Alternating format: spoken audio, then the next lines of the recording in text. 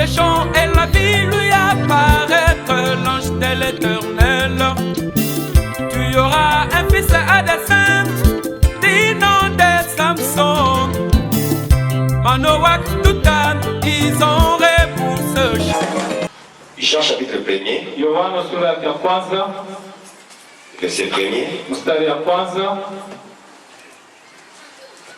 1 Jean. Yohana wa kwanza. Chapitre 5 verset 20. Sura ya 5 mkataba ya 20.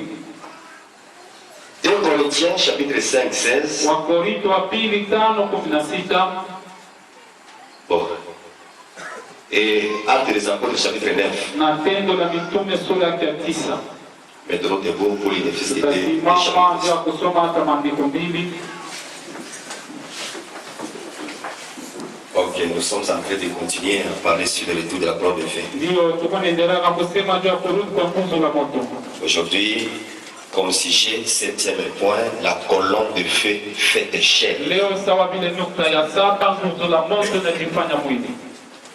Nous lisons 1 Timothée chapitre 3. Tunasoma Timotheo wa kwanza sura ya 3.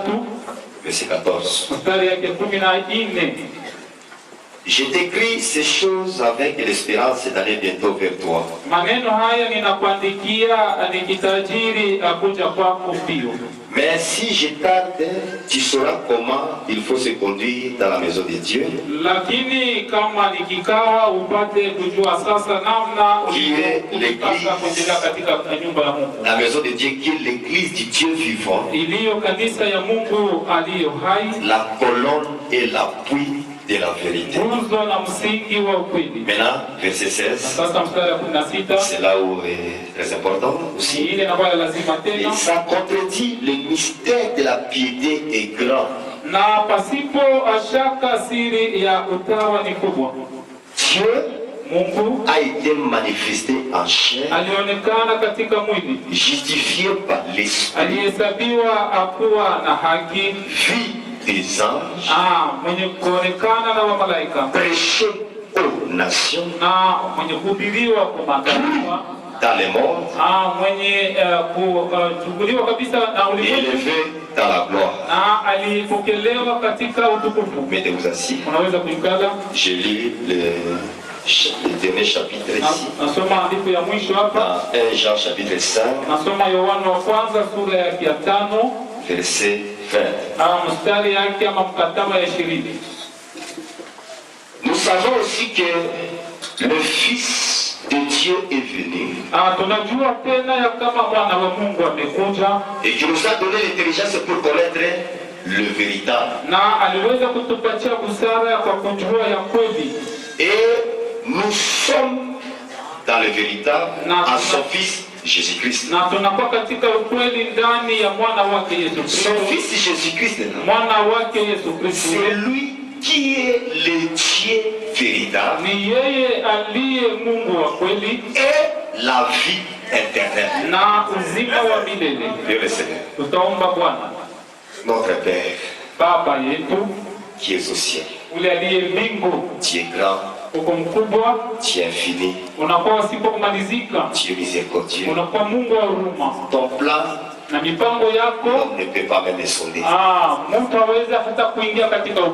Tu es celui qui te cache dans la simplicité.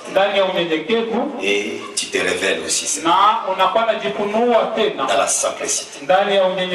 Je viens de comprendre, Père. Qu'est-ce que ta gloire? J'ai vu dans la Bible la réponse de ma préoccupation. C'était quoi? Ta gloire, c'est de cacher des choses. Et la gloire des rois, des rois, la gloire des enfants de Dieu, c'est de sonder les choses. Père, continue ton œuvre qui tu as commencé depuis le dimanche passé. Baptise tes enfants, Seigneur, du véritable Saint-Esprit. Au nom de Jésus, nous avons aussi prié. Amen. Amen. Que le Seigneur bénisse. S'il y a des malades, après le culte, il y aura un groupe de gens qui sont ici. Dieu voulant, nous allons terminer la réunion de l'imposition des mains aujourd'hui. La semaine passée, nous avons vu la définition sur la colonne de feu. Nous avons dit que la colonne de feu, c'était quoi? La colonne de feu, c'est une lumière. C'est Dieu sous forme visible. La colonne de feu, c'est une lumière. C'est Dieu sous forme visible, sous forme tangible. C'est aussi un halo.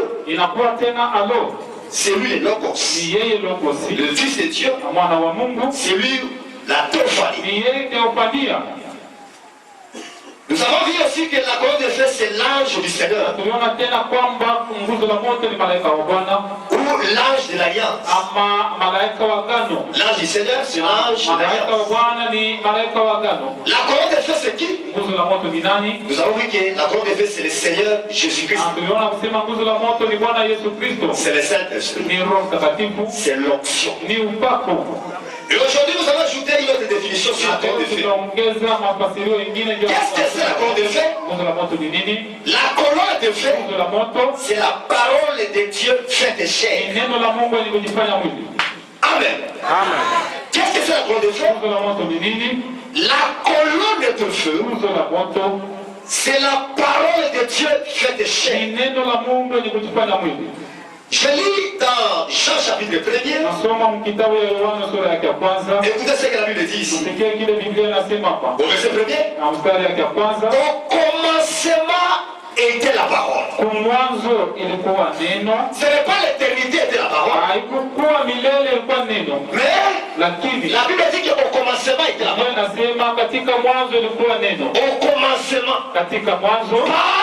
À l'éternité. Non. Au commencement était la parole. Et la parole était avec Dieu. Et la parole était Dieu. Elle était au commencement avec Dieu. La parole était au commencement avec Dieu. Et cette parole était Dieu. Au verset 3. Toutes les choses ont été faites par elle. Elle représente quoi? La parole. Et rien de ce qui a été fait n'a été fait sans elle. C'est elle qui a créé. Tout ce que vous voyez ici, c'est la vie de la parole. Elle, en elle était la vie. Et la vie était la lumière de son. La lumière, lui, dans les ténèbres. Et les ténèbres ne l'ont pas reçu. 9. Cette lumière était la véritable lumière. Qui en venant dans le monde éclaire tout homme. Ce n'est pas que cette lumière était la véritable lumière. Qui en venant dans le monde a éclairé seulement Branham. Non. La Bible dit cette lumière était la véritable lumière. Qui a fait dans le monde éclaire tout homme. Elle était dans le monde. Et le monde a été fait par elle. Et le monde ne l'a pas reconnu. 14. Et la parole a été fait chair. Il a habité parmi nous.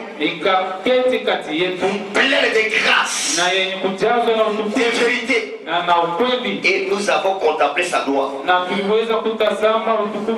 gloire comme la gloire du Fils unique venu du Père. Ça c'est écrit dans la Bible.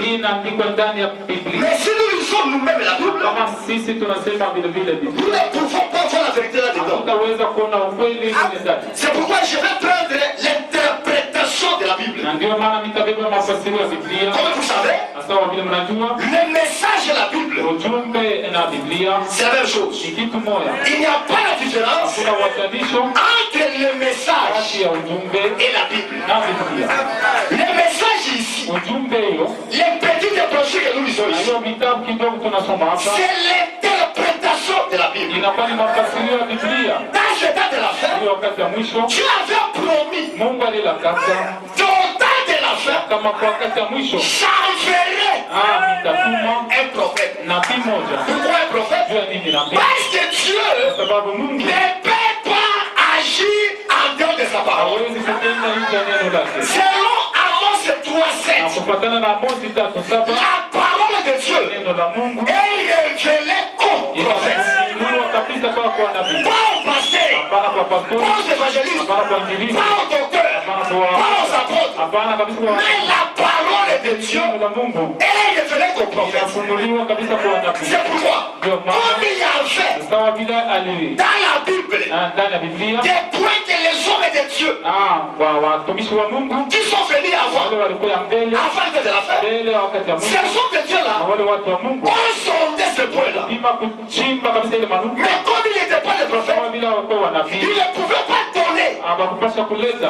la vérité exacte de la chose. kisha ukweli ya kitu, Ils ont pensé, lakini walitisha ils ont laissé ce point en waliacha suspense. vile vitu kabisa katika C'est pourquoi au temps de la fin, ndio maana wakati Dieu devait envoyer un homme, Mungu alipasha kutuma pas un mtu, esprit, hapana roho, mais un homme lakini mtu qui sera un prophète, atakuwa nabii, que Dieu lui-même ule Mungu mwenyewe va lui révéler atamfunulia ce point obscur ile kabisa manuka que les autres prophètes, ile nabii depuis l'Ancien Testament, ya Agano la Kale jusqu'au temps de Jean-Baptiste, na wakati ya Yohana Mbatizaji, après Jean-Baptiste, kisha Yohana il y Mbatizaji avait Paul na kulikuwa Paulo et les na autres, wengine jusqu'au maternité, mpaka kumaternite ils n'ont pas révélé ça. abakufunua hivi. C'est pourquoi cet homme-là, Kwa maana ule Mungu lorsqu'il viendra, wakati atakuya Dieu doit lui donner Mungu anapaswa kupatia tous ces points de la Bible, manuka yote de Biblia la Genèse kuanzia mwanzo jusqu'à l'Apocalypse. Cet homme recevra Mungu atapatia la révélation, la parole, sous la forme de mystère. katika masimu Un prophète reçoit la parole de Dieu sous forme de mystère. C'est pourquoi, selon Apocalypse 10, au verset 7, la Bible dit ceci: lorsque les